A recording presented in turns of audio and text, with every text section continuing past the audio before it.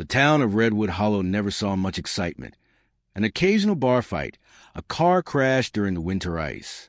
But the day Emily Harper shot her husband, Daniel, everything changed. They had seemed perfect from the outside.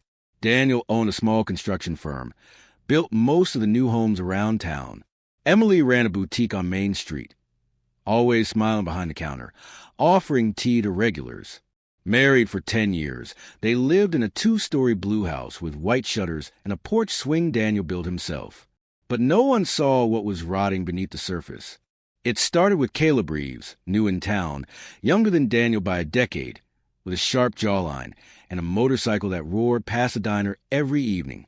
He walked into Emily's shop one rainy Thursday, soaked to the bone, looking for dry clothes and maybe more. She offered him a towel and a flirtatious smile. What started as glances turned into long conversations. Conversations turned into touches. Touches turned into secrets. Hot, hidden hours behind locked boutique doors. Emily felt alive again. Caleb promised escape, freedom, passion.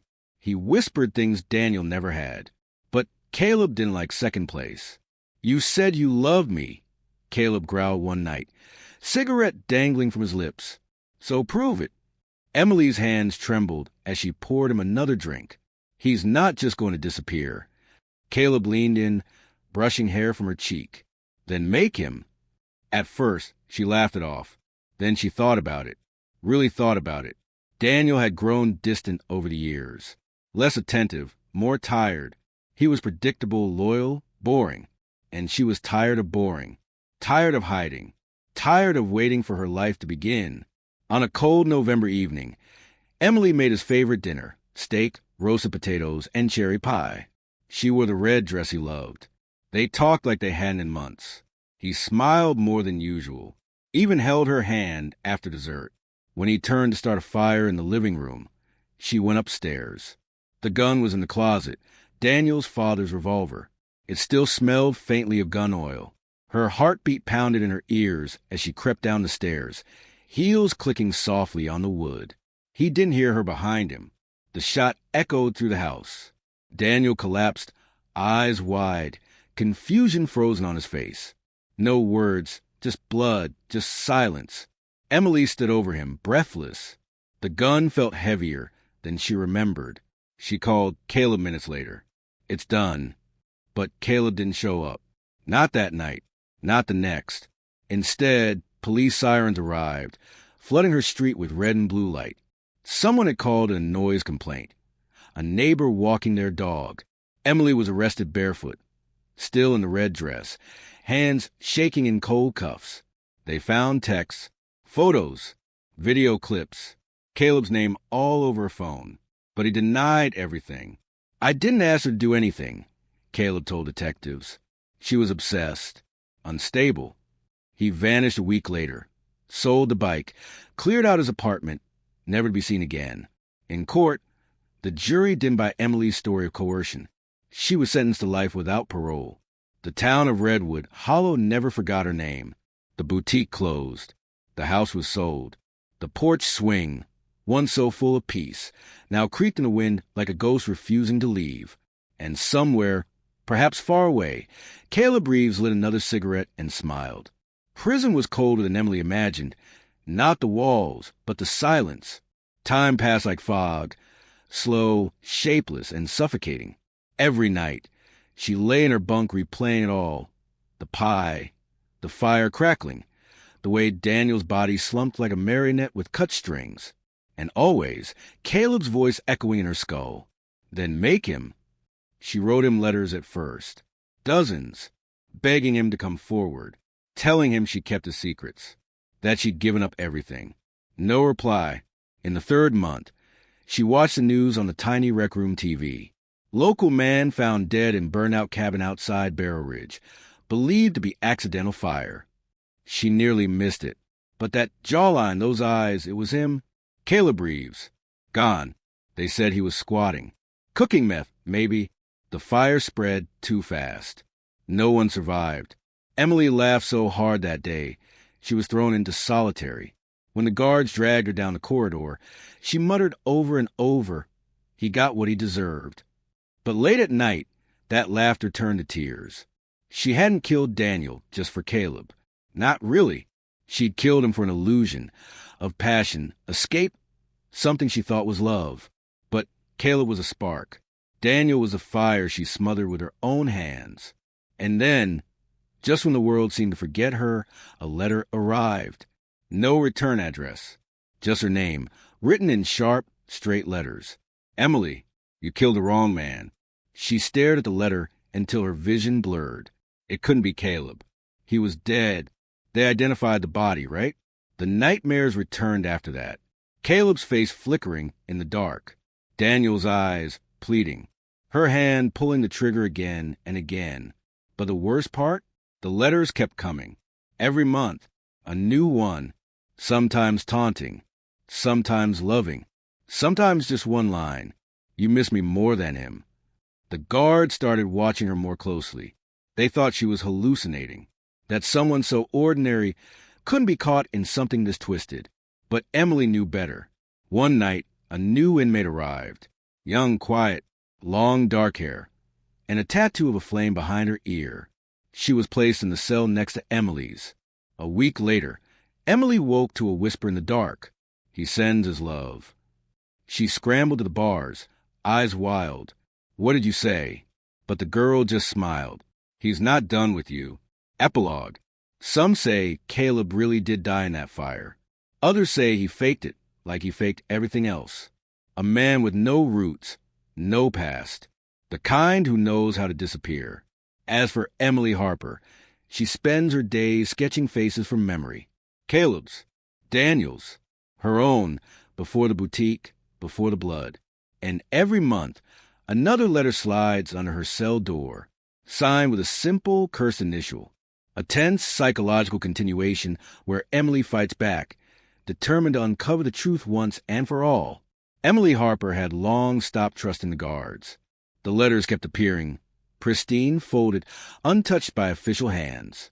Either someone inside was working with Caleb, or he was closer than anyone knew.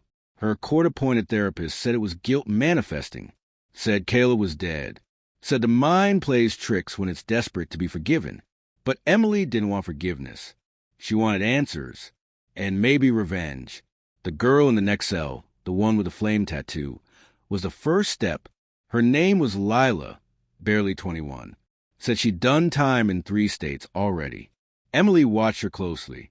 Too confident, too quiet, too careful.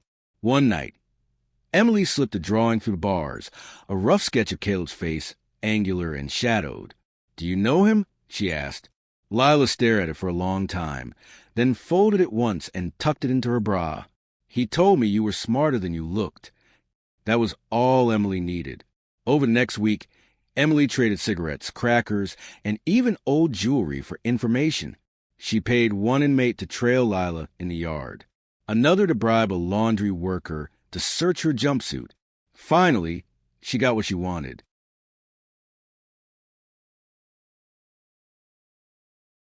A torn scrap from a notebook, an address, just 4 numbers and a street name, 74 Briar Hollow. It meant nothing to anyone else, but to Emily it was everything. That was the cabin Daniel once mentioned buying, before she killed him. He never followed through, but someone had. Someone who knew the history. She had to get out. The escape. It wasn't a movie-style breakout. No tunnels. No rooftop leaps.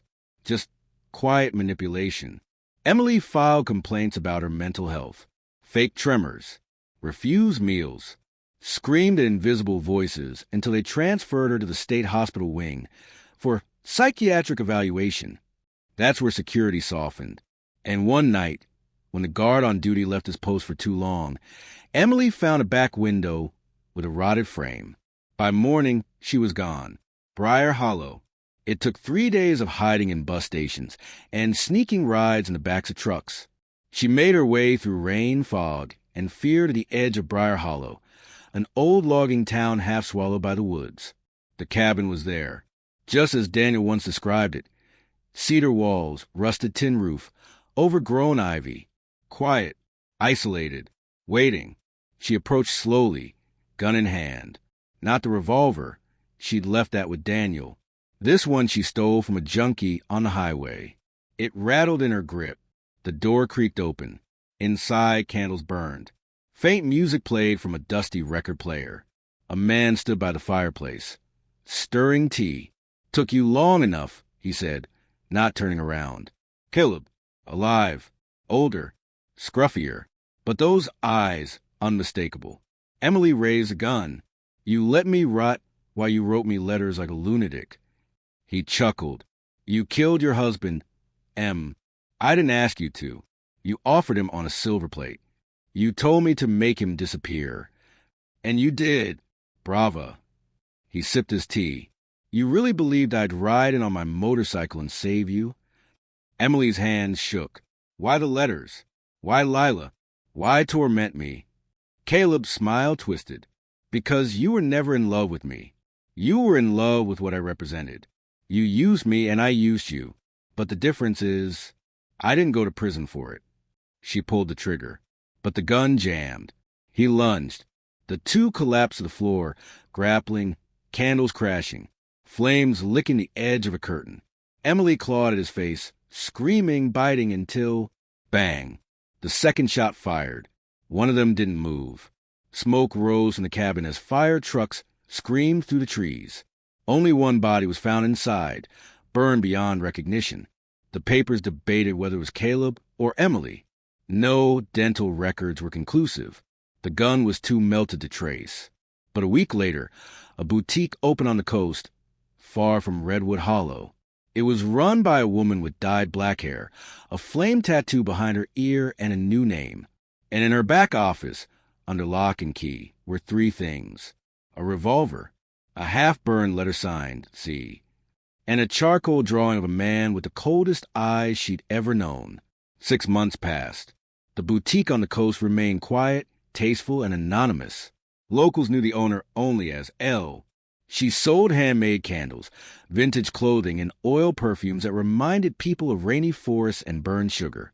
No one ever asked about her past. She liked it that way. Each evening, she'd lock the door, pour a glass of red wine, and stare at the charcoal drawing on her office wall. The one of Caleb. Not out of love. Not anymore. But as a reminder of what she did, of what he made her become, of the version of herself that would never return. Some nights, she'd imagine Daniel's voice in the wind, asking, was he worth it? And she would whisper, no. But in the end, survival isn't always about worth. Final scene. One cold morning, just before opening, a package arrived. No name, no return address. Inside was a single item, a small jar of ash, sealed tight, wrapped in a black silk ribbon. Taped to the bottom was a note in thin, slanted writing. Even ashes leave shadows. See. Elle stood frozen for a long time. Then she walked to the fireplace at the back of the boutique, opened the jar, and poured the ash into the flames. She didn't cry. She didn't tremble. She just whispered, "This time you stay dead." The fire crackled once, sharp, angry, and then settled. Elle turned the sign on the front door to open, lit a candle that smelled of cedar and smoke, and moved on. The end. A story of love twisted into obsession, betrayal into survival, and the haunting truth that some ghosts were the faces we once kissed.